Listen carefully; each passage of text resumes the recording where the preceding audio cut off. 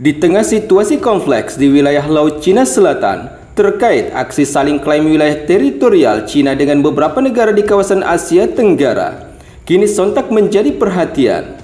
Pasalnya, di bawah kepemimpinan Presiden Prabowo, Indonesia kembali memperkuat komitmen kerjasama dengan Presiden Xi Jinping terkait wilayah Laut Cina Selatan. Seperti yang kita ketahui, wilayah Laut Cina Selatan merupakan wilayah laut yang berbatasan langsung antara Cina dengan negara Vietnam, Malaysia, Filipina, Brunei Darussalam, dan hingga Indonesia sendiri yang sampai saat ini masih terjadi klaim tumpang tindih.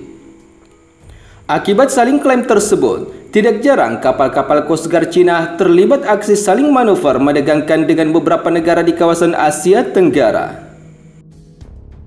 Namun yang juga menjadi perhatian di tengah situasi yang memanas di wilayah Laut Cina Selatan, yaitu kunjungan Presiden Prabowo Subianto untuk yang pertama kalinya ke Cina, di mana dalam pertemuannya dengan Presiden Xi Jinping dan Perdana Menteri Li Qiang, Prabowo menyaksikan penandatanganan kerjasama Indonesia-Cina dalam berbagai sektor, dan termasuk salah satunya sektor maritim di wilayah Laut Cina Selatan.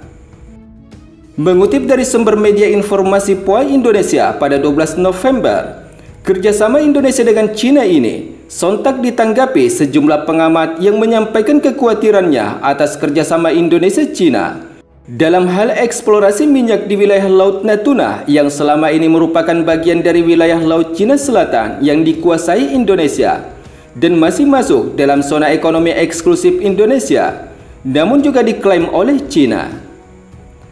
Sementara itu, inti dari kerjasama Indonesia-Cina dalam poin 9 pernyataan bersama antara Cina dan Indonesia dikatakan jika kedua pihak akan menciptakan kerjasama maritim yang lebih cerah, dan ada kalimat yang menyampaikan bahwa kedua belah pihak mencapai pemahaman bersama yang penting mengenai pengembangan bersama di wilayah klaim yang tumpang tindih tersebut.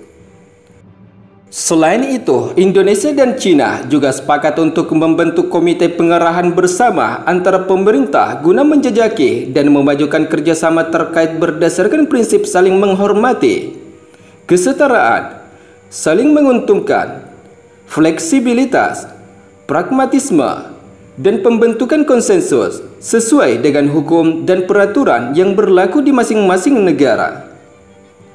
Sementara menurut seorang pengamat internasional dari Universitas Indonesia juga turut menyampaikan tanggapannya bahwa kerjasama di bidang maritim tidak perlu dan berbahaya bagi Indonesia, kata Aristio Darmawan. Selain itu, ia juga menyampaikan pendapatnya bahwa Presiden Prabowo ingin menjalin hubungan yang lebih dekat dengan Beijing, dan oleh karena itu, hal ini mungkin menunjukkan bagaimana ia akan bersikap dalam setiap pelanggaran Cina di wilayah Laut Natuna Utara. Sementara di sisi lain, mengutip dari beberapa sumber media informasi terkait, memang tidak bisa dipungkiri, ketegangan di wilayah Laut Cina Selatan memang sudah berlangsung cukup lama terkait wilayah perairan sejumlah negara, termasuk Indonesia dan beberapa negara ASEAN. Sebab wilayah tersebut diyakini kaya akan cadangan sumber daya minyak dan gas bumi. Karena hal tersebut, maka tidak heran jika Cina selama ini mengklaim wilayah di Laut Cina Selatan dengan doktrin wilayah tersebut masuk dalam Nine Dash Line atau 9 garis putus-putus milik Cina. Namun yang tidak kalah mengkhawatirkan saat itu, yaitu pada Desember 2020 lalu, Presiden Joko Widodo kala itu mengunjungi Kepulauan Natuna di tengah ketegangan antara kapal perang Indonesia dengan kapal penjaga pantai Cina yang mengawal 60 kapal penangkap ikan. Bahkan tak lama setelah kapal-kapal Cina dan Indonesia saling balas aksi manuver di wilayah tersebut, Indonesia mengerahkan pesawat jet tempur dan kapal perang untuk berpatroli di wilayah perairan Laut Natuna Utara, serta mengirim nota diplomatik kepada Duta Besar Cina untuk Indonesia. Namun tidak cukup sampai di situ, sebab pada tahun 2023, kapal penjaga pantai Cina kembali mengawal kapal penelitian Cina tanpa izin dengan memasuki wilayah perairan Natuna Utara untuk melakukan eksplorasi minyak. Sementara dalam kasus yang terbaru, Kapal Coast Guard Cina yang sama kemudian kembali pada 24 dan 25 Oktober 2024 yang mengganggu kegiatan survei yang dilakukan oleh Pertamina. Dalam situasi yang sempat menegangkan tersebut, kapal Coast Guard Cina tercatat melakukan pelanggaran batas wilayah sebanyak 3 kali dalam waktu sepekan setelah Presiden Prabowo Subianto dilantik menjadi presiden. Sementara di sisi lain, mengutip dari beberapa sumber media informasi terkait pada 12 November, yang kini juga menjadi perhatian media internasional, yaitu pembentukan Undang-Undang Dasar Maritim Filipina terkait wilayah laut atau pulau yang selama ini diklaim oleh Cina. Di tengah ketegangan antara kapal Coast Guard Cina dan kapal Coast Guard Filipina yang kerap adu banteng di wilayah tersebut.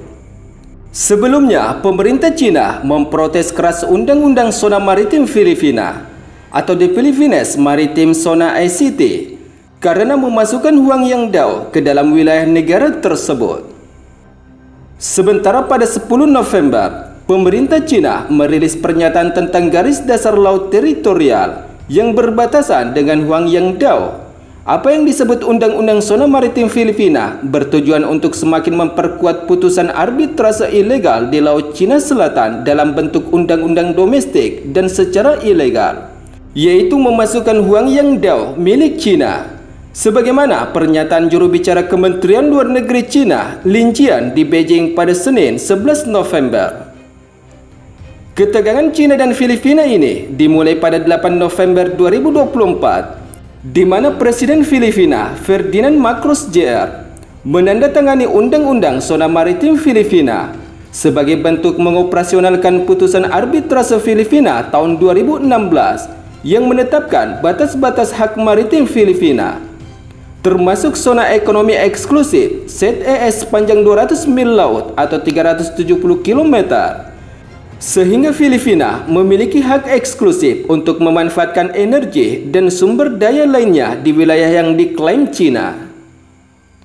Seperti yang kita ketahui sebelumnya, Cina menyebut sebagian besar pulau serta terumbu karang Nasan Kuan Dao atau Kepulauan Spratly, serta perairan terkait ke dalam zona maritim Filipina adalah milik Cina.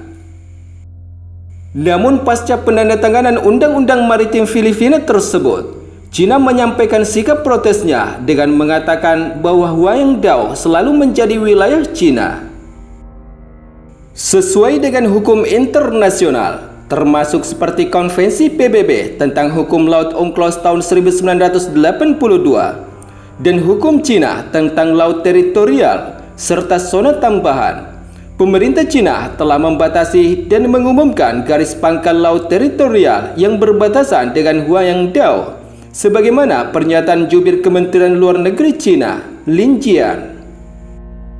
Sementara di sisi lain, di tengah konflik batas wilayah laut atau aksi saling klaim tumbang tindih di wilayah Laut Cina Selatan, Bakamla RI dikabarkan telah menginisiasi pembentukan Coast Guard ASEAN guna menjaga keamanan di wilayah Laut Cina Selatan. Inisiasi pembentukan kapal Coast Guard ASEAN tersebut disampaikan oleh Kepala Bakamla RI, Laksmana Madya TNI Irfansyah, yang menyampaikan seruan tersebut dalam rapat dengar pendapat dengan Komisi 1 DPR RI pada 11 November kemarin.